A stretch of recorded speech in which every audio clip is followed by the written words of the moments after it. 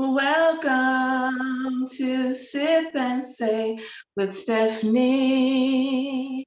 Good evening, good evening, good evening. Look, y'all, I'm going to sing my theme song because I just feel like singing it. I'm thinking about actually maybe recording a little clip to play while I'm trying to get myself together so I won't be late every single time. And so, look, y'all, hold on. I got to get my podcast ready because I am not prepared right now. So let me get myself together. Welcome to the Stephanie Humphrey channel, the Stephanie Humphrey channel, the Stephanie Humphrey channel, the Stephanie Humphrey channel, the Stephanie Humphrey channel. Go grab your Bible and your pen, get your words so we can go in and hear what the Lord has to say so we can be on our way and do what the Lord has said. And then the Sip and Say with Stephanie. Get your sip so we can see what's happening. Stephanie shares what's on her heart and mind, the news of the day, the happenings of the time. The Stephanie Humphrey channel. The Stephanie Humphrey channel. The Stephanie Humphrey channel. The Stephanie Humphrey channel. Welcome, welcome to the Stephanie Humphrey channel, and welcome to Sip and Say with Stephanie. Yes, I'm in a singing mood on tonight. Yeah, I'm not gonna sing this entire broadcast as if we were watching Hamilton, not Hamlet, but Hamilton. I'm not gonna do that. But you know what? I will break out in song in any moment. I love to sing. I do not consider myself a singer, but I do love to sing. I will write you a song. You need a song? I will write. I will look you up. I will write it for you. I am a songwriter slash like to sing. I will just leave it there. We'll just leave it right there. So how are y'all doing? Welcome to the Stephanie Humphrey channel again. Welcome to Sip and Say. How are you all doing tonight? How are you doing mentally? How are you doing emotionally? How are you doing physically? How are you doing socially? How are you doing spiritually? How are you this evening? I hope you are doing well. I hope your soul feels well. That's all I have to say. So I'll quiet down, get to my notes so we can be on our way. So yeah, I love this. I don't know. I have no idea why I'm in a singing mood tonight. I was actually at my job nearing the last part of the day at my job singing. So I don't sing loud. Like I do share this huge space with other people. And so while I have my own office space, there are other people around me. So when I sing, I try to like whisper sing or just kind of sing to myself. But for some reason, I was singing me some Bobby Brown. Who knows? I'm not necessarily a Bobby Brown fan, but some of his music I can dance to and groove to it. For whatever reason, I was singing Bobby Brown this afternoon. He might need some prayer. I need some prayer. So if the Lord put me on your heart, y'all pray for me because I need some prayer too. But sometimes the Lord will bring different people to my heart and my mind in various ways, either through dreams or the Lord will just bring their name to my remembrance. Sometimes I'm singing their songs like Bobby Brown, and it's for me to enjoy, but I think sometimes it's for me to pray for that individual. And I appreciate that the Lord has trusted me actually to be an intercessor, and that I have intercessors all over the world praying for me as well. So anyway, not that anything's wrong with Bobby Brown, all is well, as far as I know. But I was enjoying me some Bobby Brown, yeah, at work today. Anyway, I had not planned to share that. Why did I share it? Oh, because I've been in a singing, like for the last few hours, I've been in a singing mood. So that's why I bought Bobby Brown. So yes, and so I've been in a singing mood. So if I start singing the news, yeah, just if you don't want to listen to it, it's okay. You can turn the broadcast off. Like I'm not messing with Stephanie tonight because she tripping. I ain't about to listen to a Stephanie Humphrey episode of Hamilton. We're not doing this tonight. But anyway, so hey, It's a Stephanie Humphrey channel. Anything can happen. So I digress from all of that because I have not planned to share any of that. I'm back to how are you doing? I'm doing fine. I was singing at the end of the day that I was telling y'all how I was doing, as well as I've been in a singing mood. So, I sing often because, again, I love to sing. I love music. I love the mood that music can put you in. It puts you in a Holy Ghost filled mood. It puts you in a romantic mood. It puts you in a feel good mood. Sometimes it puts you in a mood with like, kind of bring up some old memories and you'd be like, So it just puts you, it changes the atmosphere. Certain music changes the atmosphere. And so I love music. I love to sing. I love to songwrite. I absolutely love music. And so I guess that's how I'm feeling. I'm feeling pretty good. Emotionally and mentally, I'm feeling pretty good. Physically, I feel pretty good. I had my fitness session last night. I do it 3 times a week. So I had my fitness session last night, and it felt really good. I was a little tired because my fitness instructor, she was working these legs out, let me tell you. But it felt good after I finished with my fitness instructor, my fitness routine. It felt really good. Y'all, so I told you all that I'm taking a chair yoga training. You all know that I am a certified yoga instructor and SEL facilitator. And so they offered an additional class for chair yoga. And y'all, I needed this chair yoga, right? So practicing, yoga on the floor is difficult for me because of my weight, trying to slim down and get healthy. But because my weight it's been hard for me to get up and down from the floor to do some of the poses. And my knees are like they are. And so I have to roll up my blanket and use my blanket to support me when I'm doing like my cat cow on the floor. And of course, when I'm getting down for cobra and some of the other poses on the floor, those are usually okay. But getting up from cobra or getting up from downward facing dog, like it can be, even though that's more, my body is elevated a little bit more in downward facing dog anyway, it has been a challenge for me. So I have not been practicing yoga as often as I did before. And so when Breathe for Change is the nonprofit that I take the classes with, it was established by an educator. And so they offered the chair yoga, and I was like, yes, I need this. I need this. And it has been so good. And I have appreciated every class that I've taken and every yoga pose that I have experienced as I'm going to say as a variation of floor yoga. The chair yoga poses are variations of the floor yoga. And I really appreciate it and have enjoyed getting to experience those on my chair. So I have to get up and down off the floor to do some of the asana sequences, vinyasa in yoga practice. And so I said all that to say I've upped my yoga practice. I've been practicing more frequently, and y'all, it has helped me stay calm and relaxed. And I so appreciate it. So I'm feeling really good, y'all. I took some of my chair yoga practices into my job and did a few classes with my colleagues, and it was wonderful. And I've been doing yoga classes online, like virtually via Zoom, but I was able to do some in-person, like my first in-person classes with my colleagues on my job, and they enjoyed the practice and it was a lot of fun. And so that's what we're doing tonight, y'all. I'm actually going to share some yoga poses with you tonight, some chair yoga poses with you tonight, just a few, as a part of my personal self-care that I'm sharing with you on tonight. And then in June, I think it's in June, let me get my paper to make sure that I'm remembering correctly, because I can't rely on my memory sometimes.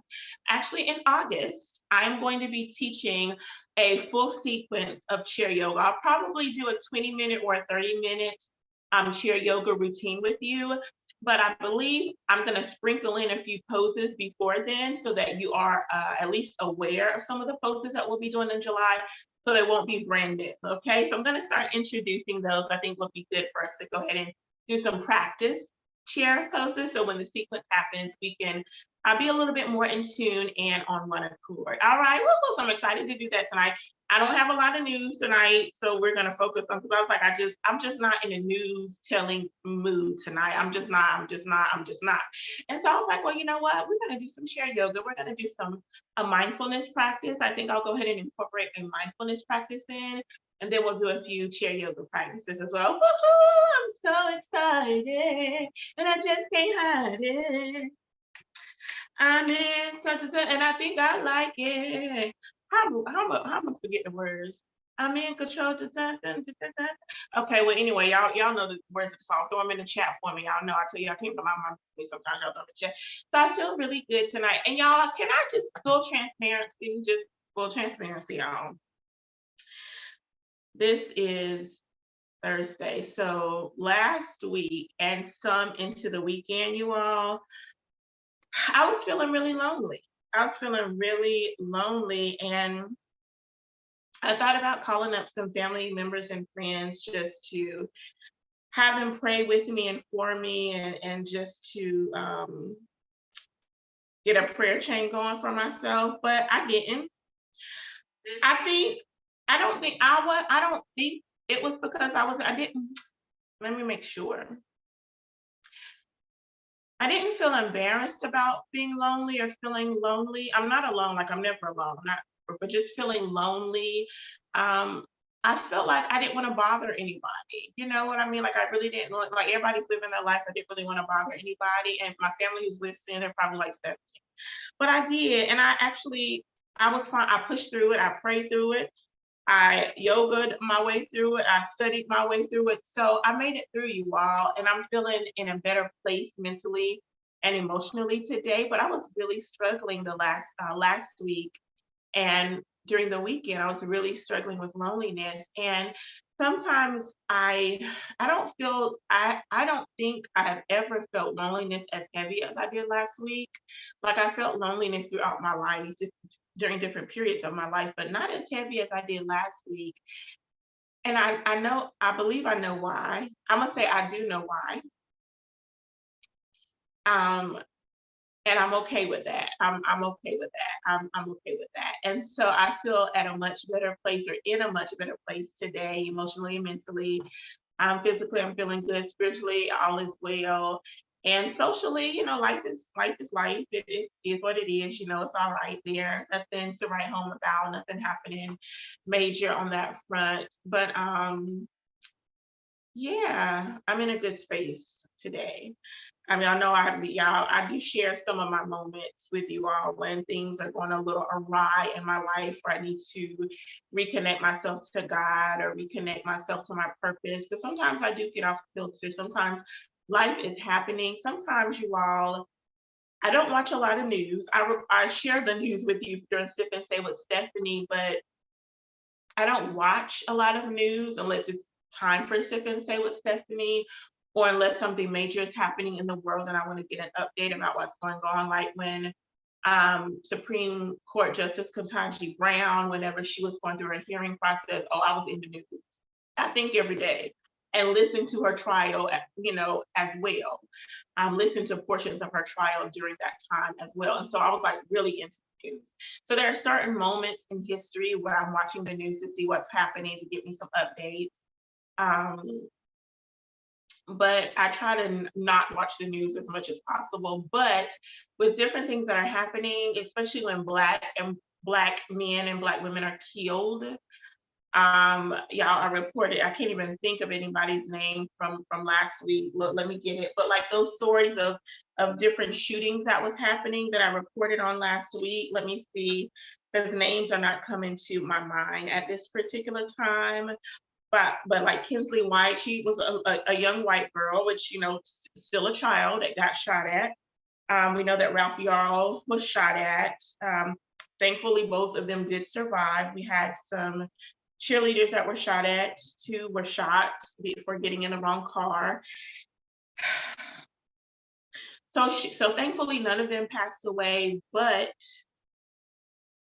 watching the news or hearing these reports about different shootings that are happening, school shootings that are happening, police shootings that are happening, Black children, Black people getting killed, sometimes it is depressing, it's heartbreaking.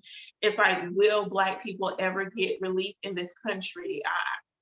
A whole other conversation. I want to answer no, because of the history of this country. built on the backs of Black people. Well, I shouldn't say the history of this country because the indigenous people were here first. So I want to give respect and honor to the indigenous people, the native people that were here. This is your land for sure, for sure. But at the coming, as Europeans came into Jamestown, Virginia, bringing slaves with them, and that part of American history. And moving forward, America being built on the backs of enslaved people, Black people. So we have dealt with a lot of trauma, a lot of heartache, a lot of brokenness, a lot of racism, like ridiculously.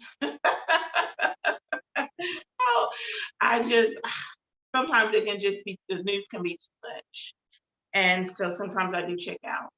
I do check out.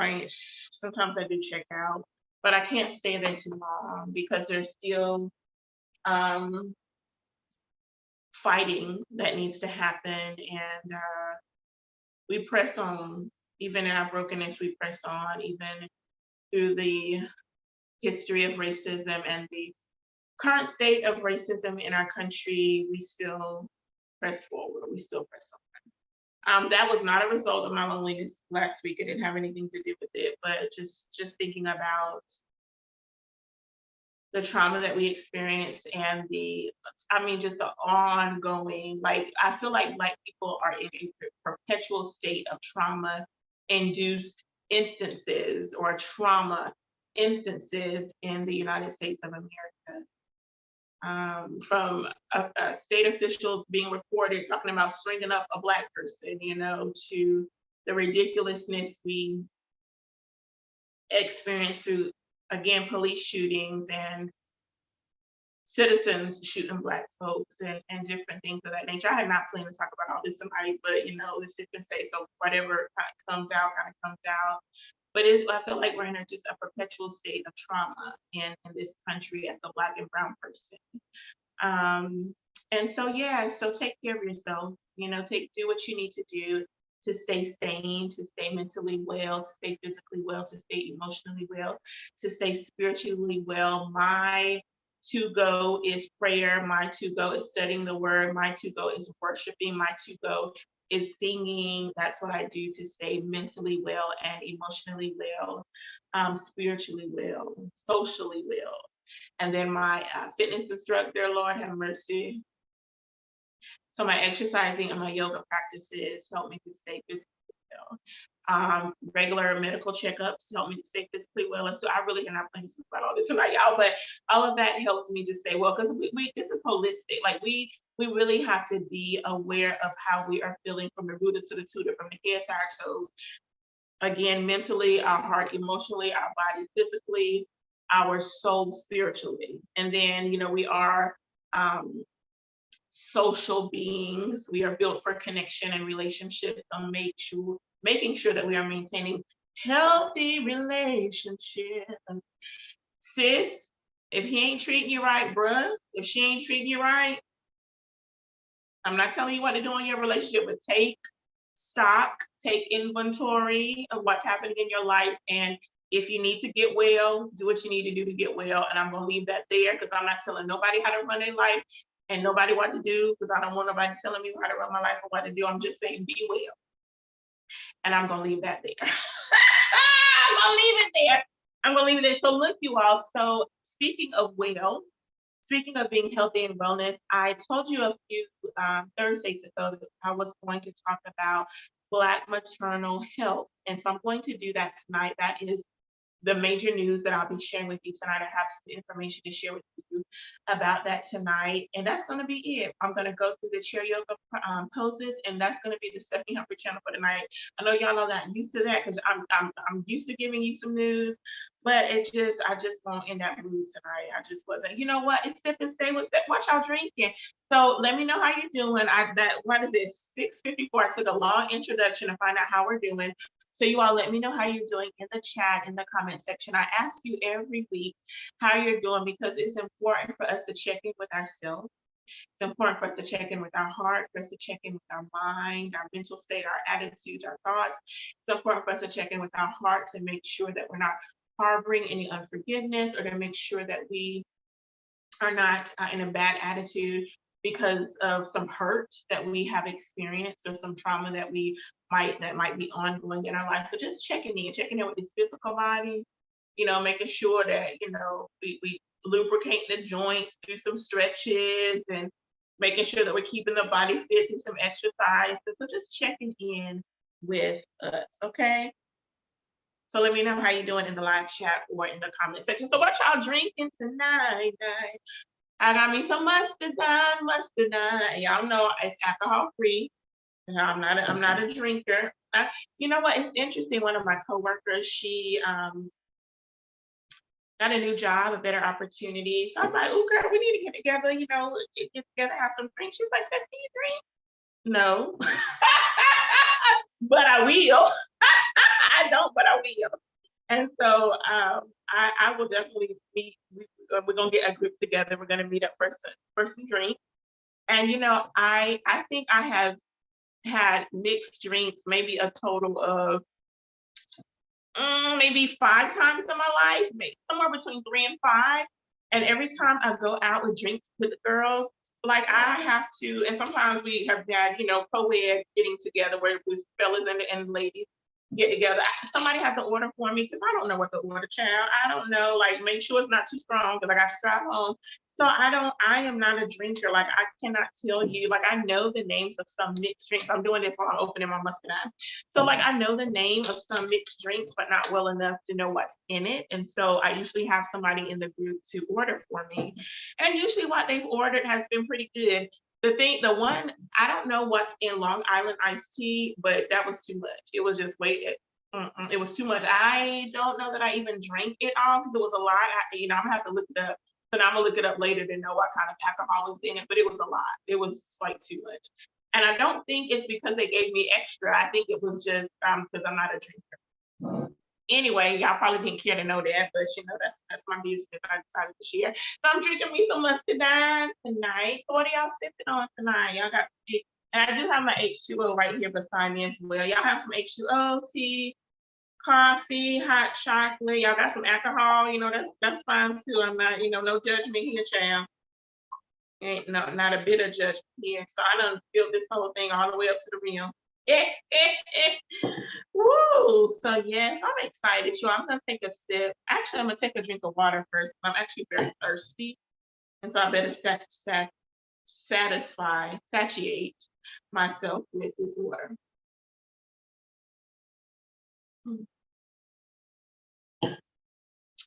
So I'm sipping on water and my muscadine. What are we gonna toast to tonight? I haven't done a toast in a while. Let's toast to good health, good mental health, good emotional health, good physical health, good social health, and good spiritual health. Salute.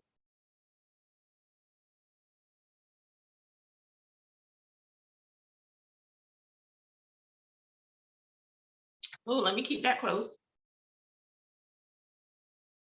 Mm. All right, y'all, let's get into this news so I can give you the cheerio. I think I'm gonna try to get off by 7:30. You all, I have never, ever done an hour show or less than an hour show. Well, let's see what we can do tonight. Let me get my glasses on. Make sure I can see these small words properly. So you all know that I mentioned last week that April 11th through the 17th was Black Maternal Health Month. It's an opportunity for those of us who are not familiar with Black maternal health to get knowledgeable, to get informed, to get educated, to support women, Black women in their maternal health. And so it's just, I appreciate the information that I've learned. I don't remember talking about this last year, or maybe I did. It's been so long ago, but I am not a mother, and so I don't know what it feels like to have your body go through the changes of motherhood. But I do have all the women, most of the women in my family have had children, and two of them that I'm aware of, two of them did have to go back to the hospital after they had their child. And one of them, it was very scary. It was very scary. And so Black maternal health concerns are real. Put my glasses on so I can give you the statistic. Black women are 3 times more likely to die from a pregnancy-related cause than white women. Black women are 3 times likely to die from a pregnant-related cause than white women. Black women are 3 times more likely to die from a pregnancy-related cause than white women. I think the number is 80%. Let me make sure I have it down. More than 80%, this is just a general statistic. More than 80% of pregnancy-related deaths in the United States are preventable. Preventable meaning they did not have to happen. I did not write down the statistic as it relates to the percentage of Black women who pass away from a pregnancy-related cause or concern that was preventable. I didn't write that statistic down, so I do apologize. That's something that you can look up for yourself to gain that knowledge for yourself. But I did not realize until doing this how I already knew or understood that having a baby is like the closest that a woman comes to death without, physically dying, because it's just the changes and I don't want to use that word. I'll just say the changes that the body is experiencing as that baby is releasing through the birth canal.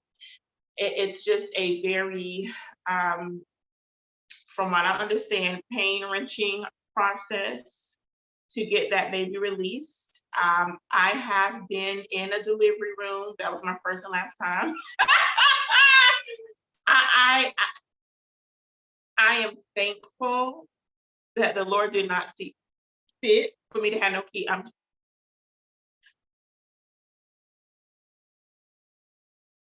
So I have been in the delivery room, and it's it's an experience. It's an experience. So anywho, the body is going through a lot of pressure and a lot of changes and a lot of stuff. As that baby is releasing from the womb through the birth canal out into the world. And so even as educated as Black women are, and as wealthy as some Black mothers are that have had, had children, Black women are still 3 times more likely to die from a pregnancy-related cause than white women. There is a statistic that says that Black women, I did not write it down, so I don't know the numbers, that Black women are the most educated Black woman is more likely to die from even the poorest white woman in a pregnancy-related, concern, which I know that may not matter to you, but that matters to me, because it lets me know that there is a disconnect somewhere within the medical field and the Black woman. I'm just gonna say how I feel it. I feel like there is a breakdown somewhere between the medical field and the Black woman. So I'm gonna give you some information that will hopefully help us support our daughters, our nieces, our granddaughters, our cousins, our aunts, our mothers, the ladies in our life, as they are getting pregnant, going through the months of the 9 to 10 months of pregnancy, sometimes shorter. We understand that sometimes a premature birth happens, but going through those several months of being pregnant, hopefully we can use this information and do some research for ourselves so that we can help the Black women in our family, the Black women friends that we have as much as we can. And so these are a few things that if you are pregnant, family member of a pregnant woman, you can do these things to support that Black mother in hopes that she will not pass away during the delivery or after the delivery. And I found some of this information like I had no idea. Like I did not know that more, and actually I gave you the wrong, it's more than 80%. If I miss saying that with the 80%, it's actually more than 80% of pregnancy related deaths in the US are preventable. Well, that I didn't know because I really didn't know that I knew that there were concerns about women dying during pregnancy or after pregnancy, but I didn't realize that this was such a heavy topic all the way around. Like I knew it was a heavy topic with Black women, but I didn't realize it was such a heavy topic just universally with women. But again, Black women are 3 times more likely to die from a pregnancy related cause than a white woman. Okay, if you're pregnant, these are some things that you can do. Talk to your healthcare provider if anything doesn't feel right or is concerning. So I got this information from the CDC. Got this information from the CDC. So this leads me to share this or to say this or to remind us of this. Know your body. Know your body. Know your body. Y'all know how it is when we perform our breast checks each month to ensure that there are no lumps that have grown, on our breast or right, like around our armpit, our underarm. And so we should know the shape and the feel of our breast enough to be able to detect a lump or a growth or something that just is not right there. So we should know our bodies. Just y'all know what's coming to mind on the Cosby Show when Olivia, she says, "I know my body," when she was telling Cliff that she had grown like an inch or 2 inches, or she had grown however much between the yesterday and that day, and that particular day that she had grown. And she was like, "I know my body." And so we should know our bodies. We should know what feels normal to us, what is normal to us. If you are a second or third or fifth or 10th time mom, you definitely should know, how your body feels when you're pregnant. And if something feels off, if it doesn't feel right, talk to your healthcare provider. And I know there's a concern there, and we're going to get to it. Know and seek immediate care if you are experiencing any type of maternal warning signs. I have a whole list of maternal warning signs that we're going to get to in just a few minutes. Share your recent pregnancy history during your well care visits. Share your history. I've had a miscarriage. I've had an abortion. I don't carry to full term. This is my first baby, so I don't have a history. Whatever your history is, share that with your obstetrician, gynecologist. Share it with your healthcare professional. Like if you're, you might be going to a few different, like your primary as well as your obstetrician. So share that medical history, that pregnancy history with your healthcare provider so that they can support you. Connect with a support system. Like there might be a list of nonprofits or churches or healthcare community networks that you can access through your primary care physician, through your obstetrician, gynecologist, through your maybe even through social service, through the public health department in your county. So there are ways like, that you can access community resources or community groups that can support you as a first-time mom or a fifth-time mom or a seventh-time mom or a mom that may have experienced a stillbirth or other, concerns that happen during pregnancy. So join a support group if you think that will support you and help you, keep you encouraged, keep you, focused on your own health, your mental health, your emotional health, your nutrition health, that if you feel like that will support you, find you a support system that will, that will give you the help that you need, the strength that you need. Also, there are health care groups that may be of support to you. You might be able to find a midwife that can support you through the process. Even though you might use that midwife, you may end up going to the doctor, whatever the case may be, but it could be a doula that can help you just navigate, especially if it's your first time, your first time mom, that doula can help you navigate through the process of what your body is experiencing, the different trimesters of your pregnancy, um, um, and such. And so, yeah, so connect with the healthcare support system or a community support system to support you, during that time. All right. Um, Healthcare. There was something I wanted to say about that.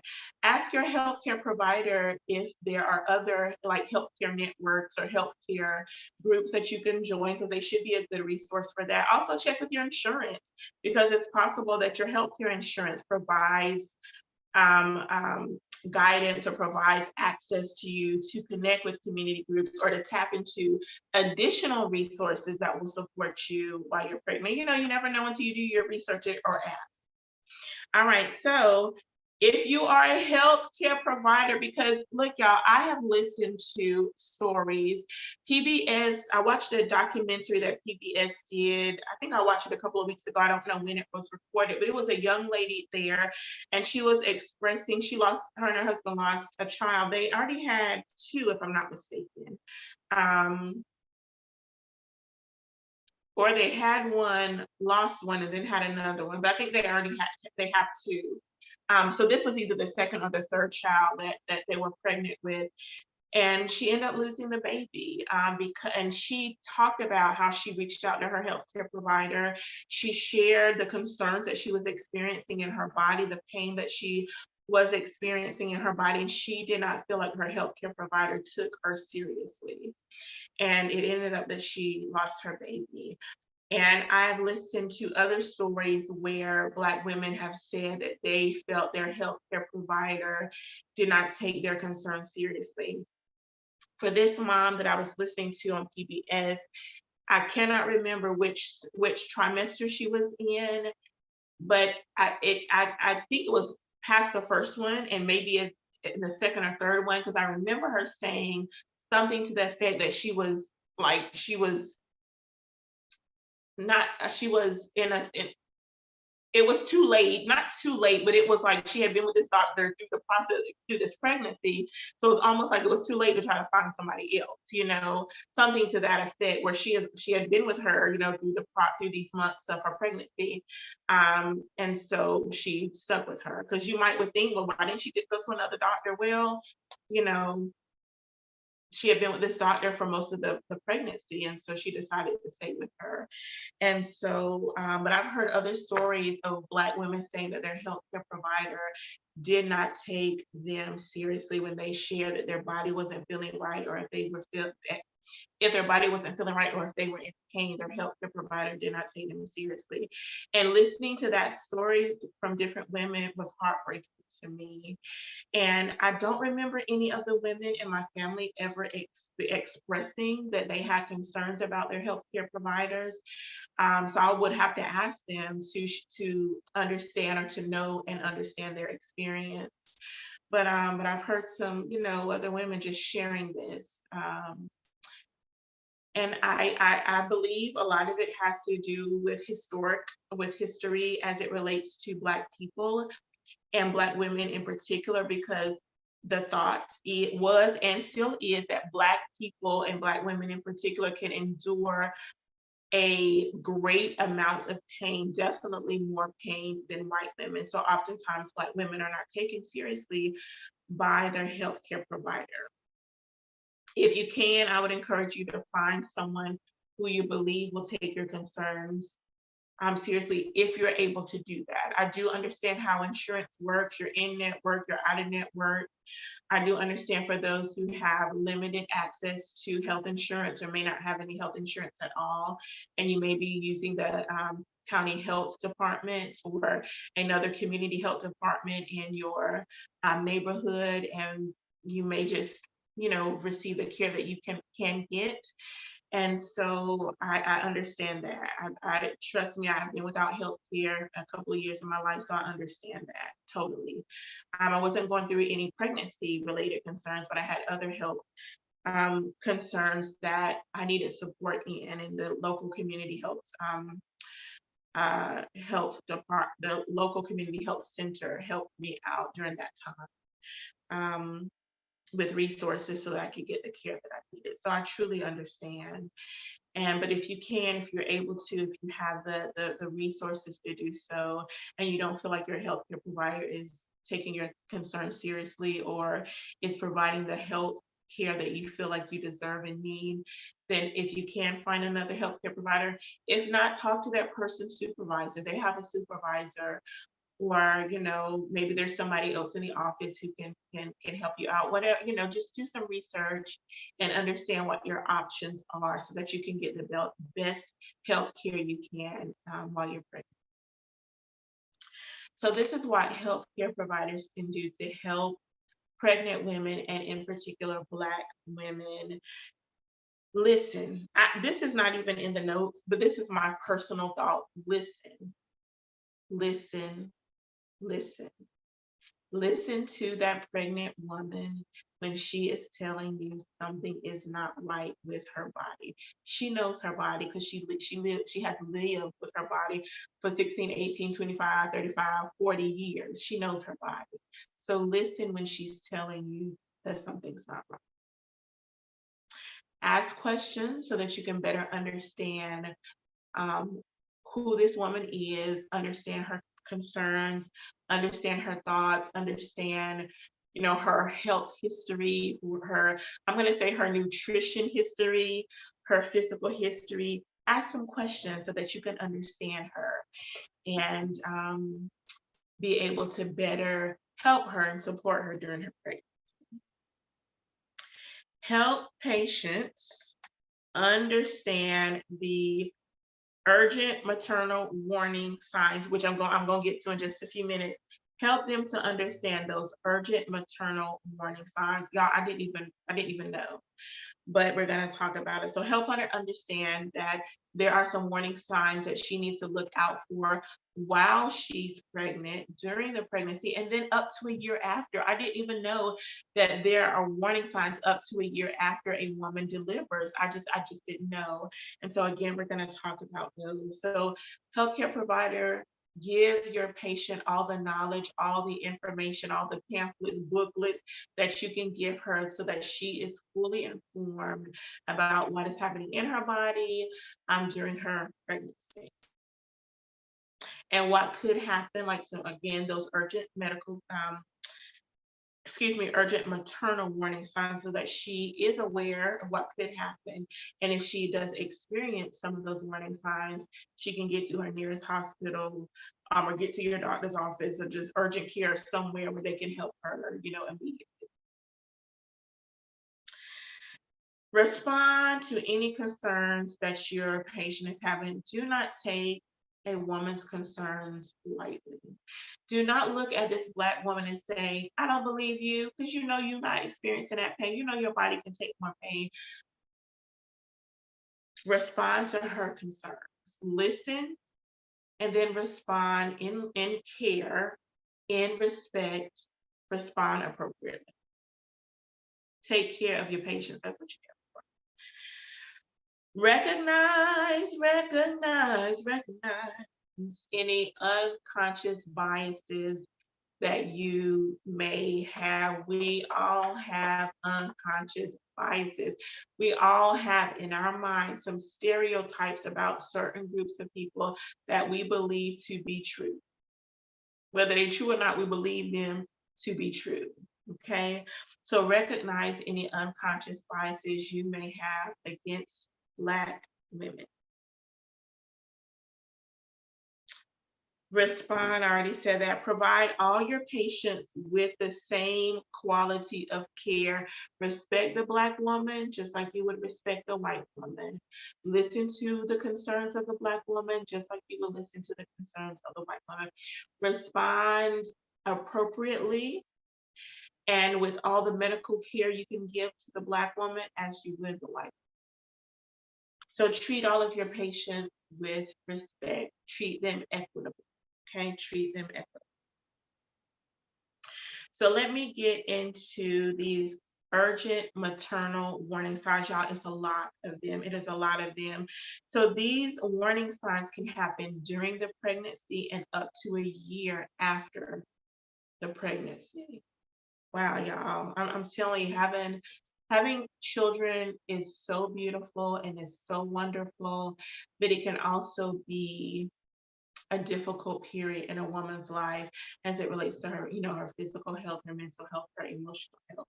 So, woman, if you are pregnant woman, just had a baby woman, if you are experiencing any of these urgent maternal warning signs, get to a hospital, get to your nearest medical health facility immediately, okay? Husband, boyfriend, father, uncle, sister, auntie, niece, family member, friend, if you notice that your pregnant friend, your pregnant spouse, your pregnant girlfriend, your pregnant friend, family member is experiencing these warning signs, encourage them to get to a hospital immediately, okay, so that they can be taken care of. Headache that won't go away or that gets worse over time, especially if that headache is coupled with blurred vision or dizziness, that could be a sign that something is wrong with either you or with the baby, with your body. Get it taken care of. Okay. If you have throbbing to one side of your head, right above your ear, oh, excuse me, right here, right above your ear, that could be a warning sign that something's not right. If your pain is suddenly like a clap of thunder, it's possible that something's not right. So pay attention. Okay. Pay attention if you have a headache that just will not go away and gets worse over time, especially if you've taken your prescribed or chosen over-the-counter medication, that's safe for you and your baby. If you've taken that and the medication, you've taken it as directed, and your headache still does not get better, that's a warning sign that something may not be right. Okay. All right. Dizziness or fainting. If you faint or pass out, something just ain't right. Get to your nearest healthcare facility. If you have dizziness and lightheadedness that's ongoing over a few days, and hopefully you won't let it go for weeks now, but over a few days, something may not be right, especially if you're experiencing like gaps of memory loss during that time of dizziness or, lightheadedness, and you have some memory loss within that time frame, something may not be right. Okay, so get to your nearest healthcare facility. Or if you need to, if you have someone in the home that can get you there first, have them take you. Or if you happen to be by yourself, call 911. Maybe there's a neighbor across the street you can call to come help support you as well, especially if you have other children in a home. So I'm going to pause here to say, have a plan. Like, I didn't have this written down, but have a pregnancy plan. Like, have a plan for your pregnancy, a plan for yourself, a plan for your children. Just have a plan, have your bags packed and everything like that, but have a plan. Like, we do not want anybody to have any pregnancy concerns, but have a plan in place in the event that there might be some concerns. Let your neighbors know. If you have neighbors that you can trust, let them know, like designate one or two of them, to take care of the kids if you need to get to the hospital quickly. They can, come over and take the kids to their house, however you work it out. So just have a pregnancy care plan. I'm going to say, I don't know if that's a real thing or not. I really don't know. I'm just thinking about it now as we're going over these urgent, make sure I say the phrase right, urgent maternal warning signs, but just have a pregnancy plan in place for you and your family. Okay. All right. So if there's changes in your vision, if you're seeing flashes of light or if you're seeing white spots, your vision is getting blurry, you cannot see clearly, or you cannot focus, or you're seeing double. All right. So flashes, bright spots, seeing double, can't focus, your vision is blurry, even with your glasses on, your vision blurry. There's blind spots, or you can't see at all for a short time. That's a sign that something's not right. If you have a fever higher than 100.4, Get your hind parts to a medical health care facility, the closest one.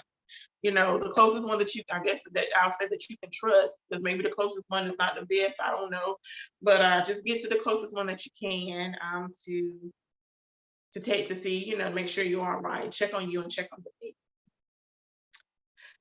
If you have extreme swelling in your hands or your face, like your hands are hard, you aren't able to like bend your fingers, you can't get your rings on. Um, if there's swelling in your face, it's hard to open your eyes because the swelling is so bad. If your lips and mouth, if they feel swollen or you lose feeling in those parts of your face, seek help. Okay, seek help. Um, and this goes beyond the normal swelling, because we know women do swell, but the body is adjusting. So we know that women do experience swelling during pregnancy, but if this is happening outside of that or out of the norm, like if your feet normally swell up this much and then they start swelling up that much, then something, happening that you need some medical help for. Thoughts about harming yourself or your baby. This could be postpartum syndrome. And so if you feel like you want to harm yourself, if you feel like you want to harm your baby, if you're feeling thoughts of sadness, thoughts of hopelessness, thoughts that you're not good enough, if you are feeling extremely worried all the time, if you feel like you're lying in bed and you just don't want to get up to do anything, seek help. Seek professional help. If you're having trouble breathing, like if you feel shortness of breath, seems like you can't get enough air in your lungs to help you breathe. If you have trouble breathing while you're laying flat, that could be a sign that something is not going right. Okay. Now we understand that once you get to a certain trimester, that is you're gonna be laying on your back. you might do need to prop up, because you got a lot happening in the front part of your body. But again, this is something, going back to what I said earlier, to know your body. So if it's something that's like, wait a minute, this is like laying flat, this I can't breathe, something's just not going quite right, or it feels out of the norm, then seek help. If you're feeling any type of tightness or pressure in your chest, if the pain travels to your back, your neck, or arm, you have a fast heartbeat or irregular heartbeat, your heart is skipping a beat, and you're feeling dizzy and faint and disoriented, something might be happening. Get to your nearest healthcare facility. Okay. And we do understand that having a rapid heartbeat, whenever you're feeling anxiety, you usually have a rapid heartbeat.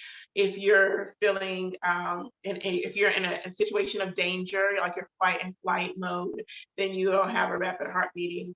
That's understandable. Like those are normal times that your heart beats rapidly. But if you're just sitting on your couch with your feet up or just chilling, just relax, and your heart starts beating rapidly, like for no apparent reason, it could be a sign that something is happening. So, get it checked out. It's better to check to make sure that you're okay and that your baby's okay than for something to be happening and you don't get it checked.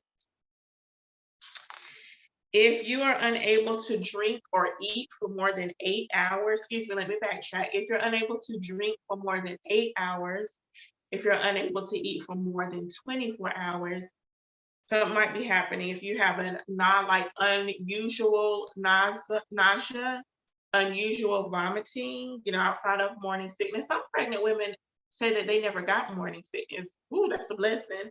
But if it's nausea and or vomiting outside of what is normal for you, again, unable to drink more, or you have not drank anything more than within an 8-hour time frame. Let me say that right to make sure it's understandable. You are unable to drink for more than 8 hours or eat for more than 24 hours. If you're vomiting because you just can't keep any food down or can't keep any liquids down, might be a sign that something is happening. In addition to that, let me make sure I get this right. In addition to that, if you're, during this feeling of nausea, vomiting, if you have a dry mouth, headaches, confusion, fever, dizziness, or lightheadedness, like this combination, something might be going on with your body. If you have a sharp, stabbing, cramp-like belly pain that is persistent and does not seem to want to go anywhere, or if the pain starts suddenly and is very severe and gets worse over time, you might want to get that checked out, because we definitely don't want you to miscarry, and we want you and the baby to be okay. If you have, so while you're pregnant, if you have vaginal bleeding, you might have a little spot here and there, but like vaginal bleeding, fluids are leaking from your vagina, not your water breaking, but just fluids start leaking from your vagina, or if there is a foul odor in your vagina area, you might want to get it checked out, because there could be something that has happened within your body. This is after the pregnancy. If you have some heavy bleeding, because of course you're wearing your pads after you get pregnant to catch all the aftermath. Praise the Lord. You're passing clots that are bigger than an egg, or if you have vaginal discharges, that a foul odor, smells bad, could be a sign that something is not going right in your your stomach area, in your womb or your vaginal area. And so you might want to get checked out, because we don't want you to have any infections. We want to make sure that all the afterbirth and all the afterbirth, I'll just leave it there, is out of your stomach, and your, everything's flowing well to get all nice and clean in your womb area. So we just want to make sure you're well. If you're experiencing any of those things, get to your doctor, your nearest healthcare facility, so that they can make sure you're okay. So we know that some women experience swelling of the legs, swelling of the feet. But anytime during your pregnancy, or up to 6 weeks after the birth, and you are experiencing swelling, pain, or tenderness in your leg, you're not able to flex your feet, you're not able to stand up, you're not able to walk, the area is painful, red, swollen, or warm to the touch, could be something is happening in your body, and you want to get that checked out. So again, that's anytime during your pregnancy, and then up to 6 weeks after, if you're experiencing those symptoms, then get to your nearest healthcare facility. If you're feeling an overwhelming sense of tiredness, we understand that after you have a baby, you're tired. Your body has just gone through an experience, and your body is resting and healing. And so we know that you're sleeping. You're between feeding the baby, changing the baby, at least using one eye to look at the other children, using the other eye to look at your husband, or your significant other. So we know you're resting, but between everything that you're doing and you're resting, if you're feeling overly tired, even after you have slept for 8 hours, 10 hours, if they let you, if the baby lets you, but if you have slept, if you have gotten a good amount of sleep, and you still feel overly tired, or if you feel sad, again, after you have your baby, if you feel so tired that you're not able to get up to care for your baby, having chronic fatigue, that could be a sign that something else is happening in your body. And so again, get to your nearest healthcare facility. All right. So those, you all, are some urgent maternal warning signs that you should look for during your pregnancy, and up to a year, y'all, up to a year after you have your baby. If you are experiencing any of those symptoms, call your doctor, get to the hospital, get to the nearest healthcare facility, so that they can check you out and make sure that you are okay. Make sure that you are okay. So that's all I'm going to share about that. Oh, no, it's not. I'm sorry, it's not. I have one more thing to share. Let me make sure I gave you all the signs. I know that was a lot, but I wanted to make sure that you have the information again for yourself and for the ladies in your life who are pregnant or who are looking to get pregnant. So I did not know that you can experience symptoms up to a year after your pregnancy. Like, I had no idea, but I'm glad to know that. I'm glad to have that information. And this I did not know either. I'm going to take a sip.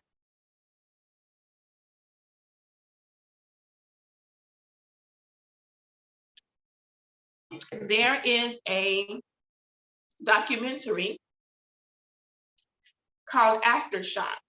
It was released in, I think I took the year away. I took the year away, so I can't remember when it was released, but it's called Aftershock. It is a film, again, a documentary, directed and produced by Paula Islet and Tanya Lewis Lee. And it follows the family of two women who died due to childbirth complications. So in October 2019, Shamani Gibson passed away 13 days after giving birth to her son.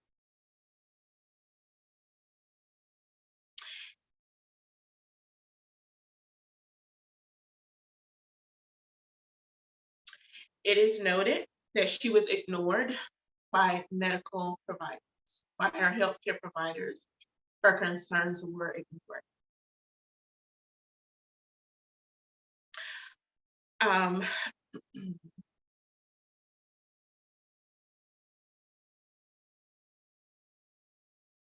In April of 2020, Amber Rose Isaac, she died due to an emergency cesarean that stemmed from medical negligence.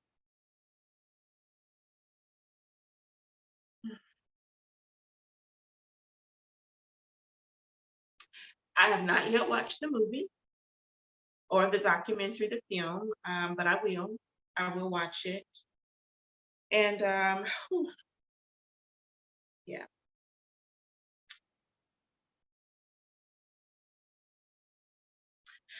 I wanted noted, I did write this information down, type this information. And usually when I say I wrote it down, I do writing and typing. So I have this noted that according to the World Health Organization, a maternal death is considered, and I quote, the death of a woman while pregnant or within 42 days of termination of pregnancy, irrespective of the duration and the site of the pregnancy, from any cause related to or aggravated by the pregnancy or its management, but not from accidental or incidental causes. I also wanted noted that, and I'm gonna give you some more information about it. I also wanted noted that I was on the March of Dimes website. They have quite a bit of information about research and information about women and children as it relates to pregnancy. And they actually released a report that said more than a quarter of the counties in the United States, 36 of them have no obstetric hospitals or birth centers, and no obstetric providers such as gynecologists, obstetricians, or certified midwives or nurse midwives. 36%, more than a quarter of counties in the United States have no obstetric.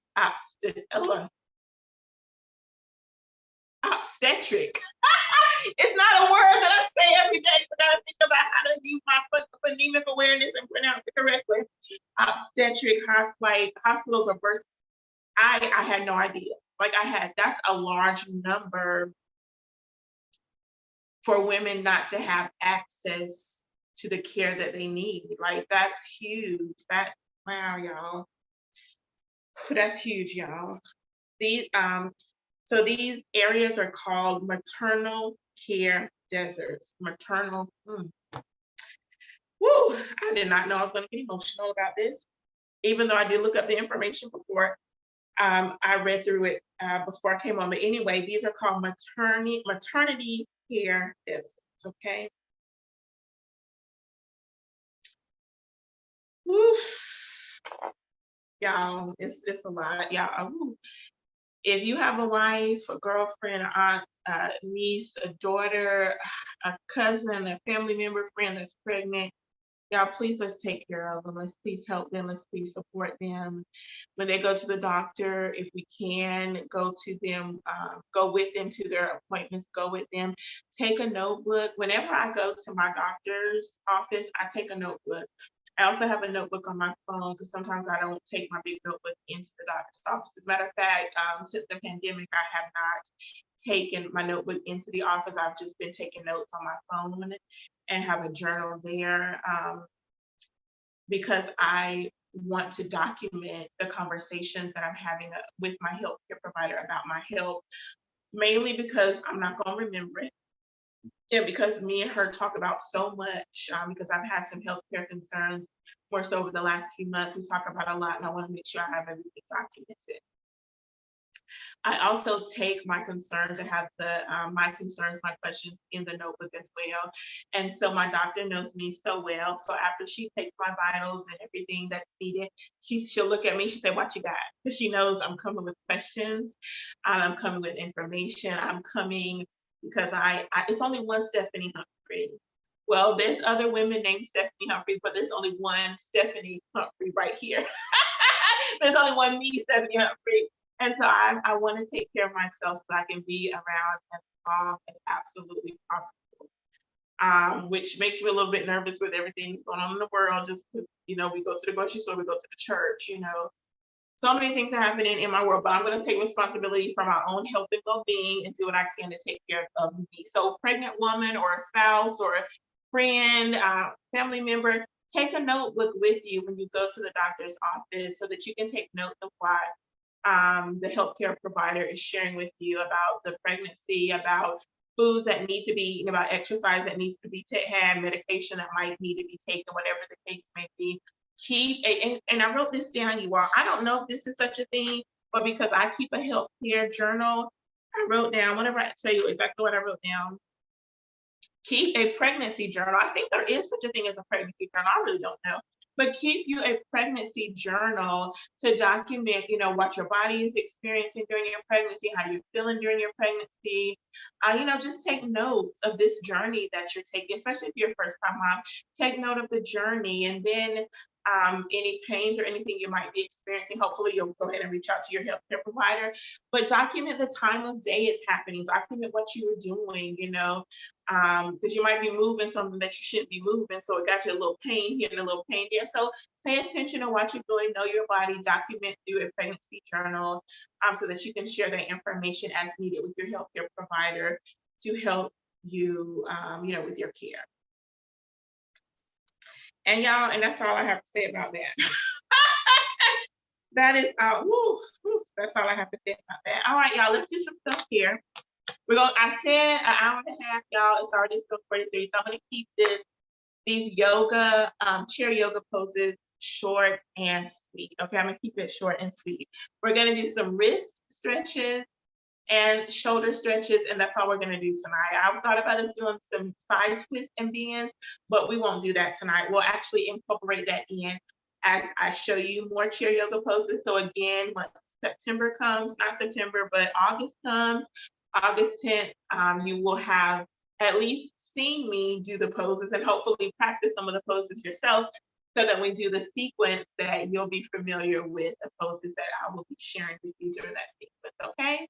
I'm gonna take a sip of what I'm drinking tonight. Mustard. I'm about to say Starpanade. Y'all know I love saying some Starpanade, but some mustard.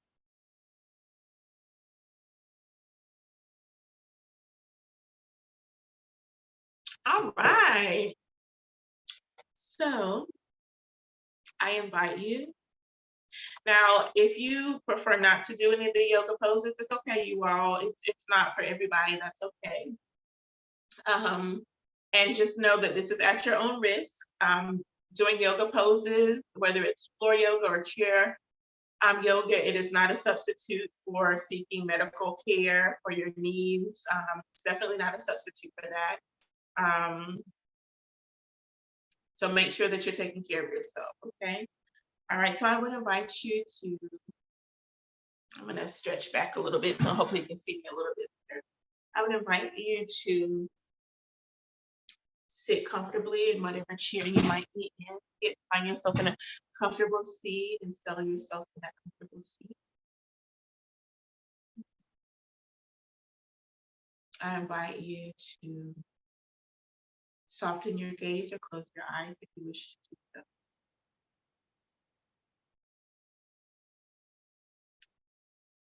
I invite you to we're going to take 3 collective breaths together. I invite you to take a deep breath in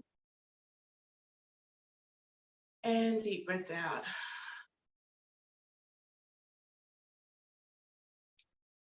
As you take this next breath in, I would invite you to think of something happy.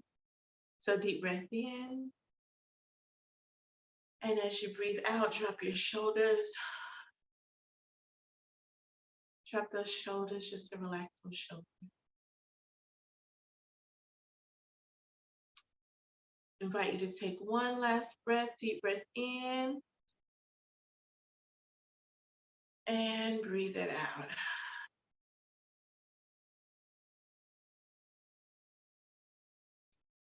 If you like, you can open your eyes.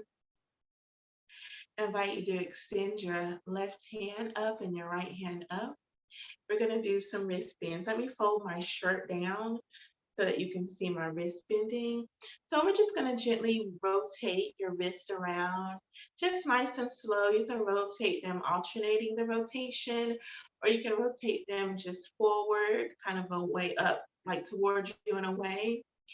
If you work on the computer most of your workday like I do, or if you do a lot of writing for your job, then this is a good exercise for you to do, just to give your wrist a break, just to get some blood flowing in those wrists, just to give them some other movement besides that pen or that pencil or the tapping away of the key. So just give that rotating nice flow. Or if you want to go a little faster, if that feels good for you, feel free to do that. Now we're just going to rest our hands right back on our thighs. Also, I did not tell you about your feet position. If your feet are crossed in front of you, I invite you to uncross them and to put your feet flat on the floor during this particular practice. If that is not comfortable for you, just stretch your legs out right in front of you as opposed to crossing them. Okay, all right, thank you for that. Do what's comfortable for you. That's definitely my suggestion, not to have them crossed, as we're practicing these chair yoga. All right, we're extending both of our hands back up in front of us, palms facing out. And then we'll slowly roll our fingers down, starting with our pinky, and then the ring finger, middle finger, and our pointer finger and the thumb. And then we can open that back up and do kind of like a little wave with our fingers, getting some movement in the fingers as well as in the wrist. And then you can kind of move your fingers and your hands around right in front of you or right to the side, kind of like the flamenco. I know the flamenco dancers, kind of move your hands around and about, getting that movement in your elbows, getting a little movement in your shoulders, getting a little bit of movement in those fingers and in those wrists.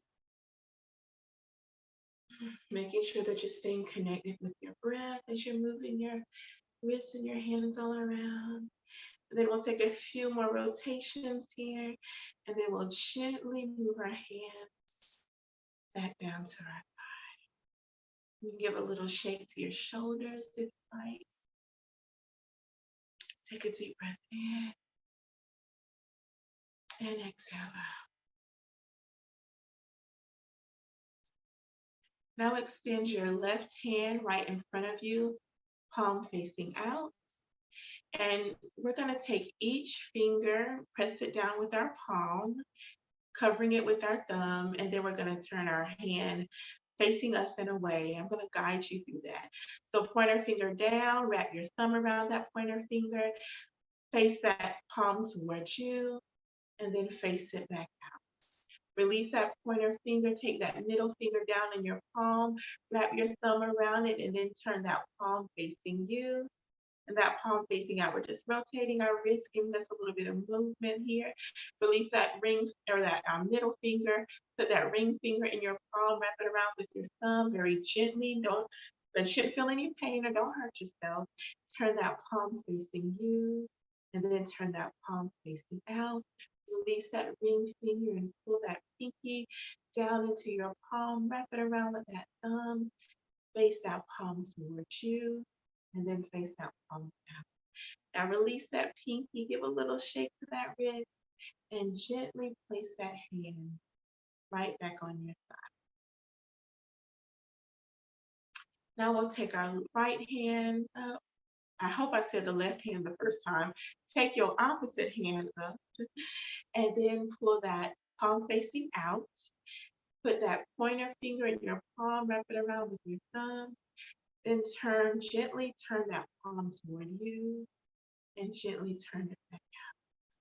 Release that pointer finger, put that middle finger down, wrap it around with your thumb and turn that palm facing you and then that palm facing out. Release that middle finger, put that ring finger down into your palm, wrap it with your thumb and then turn that wrist towards you and then turn it back out. Release that ring finger, take that pinky down, wrap it with that thumb, and then turn the palm facing you, and then the palm facing out. Now release that pinky and slowly rest your hand back on your thigh. And give your shoulders a little shake if you like, which leads us into our shoulder rolls. So if you just gently, very, very gently, well, for me, I'm going to sit up just a little bit in my chair. I'm actually going to move a little bit, not too close to the edge, but just adjust my sits bone and just adjust my body. I'm going to keep my spine elongated. I'm just going to roll my shoulders very gently back. Those shoulders kind of go up close to the ear as much as you can get them without being in pain, and just gently rolling them back. We hold a lot of tension, a lot of stress in our shoulders. So this is one way that we can release that tension. Now roll those shoulders forward, making sure that you're staying connected with your breath, that you're still connecting with each inhalation and each exhalation. Roll those shoulders forward. You can opt to alternate your shoulders rolling forward or alternate your shoulders rolling back. You can go nice and slow. If you think it helps you, you can, pick up the pace. You do whatever feels right for you and comfortable in your body. Just making sure that there's no pain there. Just a nice, gentle shoulder roll.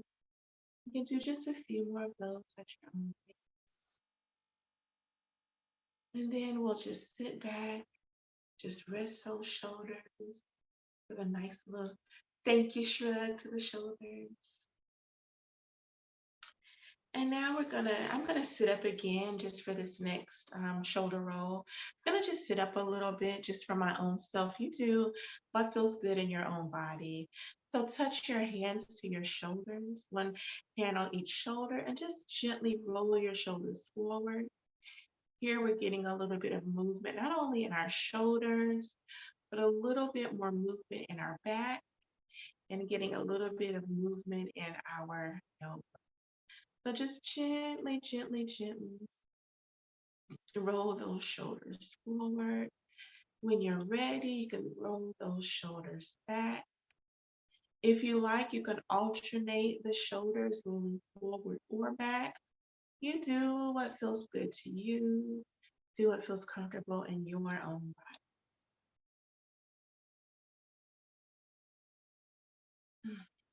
Making sure that your shoulders remain down, that you're staying focused on your breath. You can go nice and slow if you want to, or you can speed it up if that feels comfortable and safe and secure for you. All right, now we're gonna just relax back in our chair. Our hands go back to our thighs. Hmm. We'll take 3 collective breaths to end this practice. Take a deep breath in and a deep breath out. Deep breath in and a deep breath out. Last breath in and release it out. Thank you, thank you, thank you for joining me in this practice. I hope that it was beneficial to you to help relieve stress, to help relieve tension in your shoulders and maybe in your back.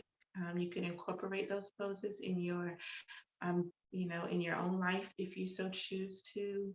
Just make sure that you're doing all of the poses nice and gently. It's not to harm yourself. It's not to injure yourself. Make sure that you are doing these poses at your own risk. So any liability is your responsibility. And so, yeah, just be gentle with your body, gentle with the movements if you choose to do them later. Okay. All right. So again, this practice was for the practice and the poses were done at your own risk. Just want to make sure that's there so you are aware of that. And then again, if you chose not to do any practices but just watch, that's okay too. Sometimes it's just good to know what you might can do to help your body feel better. And maybe this didn't help your body feel better. That's okay because we are all at different levels in our health and well-being. And so always, always, always do what feels right in your body. Do what feels comfortable to you. Okay. All right. Thank you. Thank you. So I want to remind you that we are still in the virtual lifestyle series. I'm going to take a sip.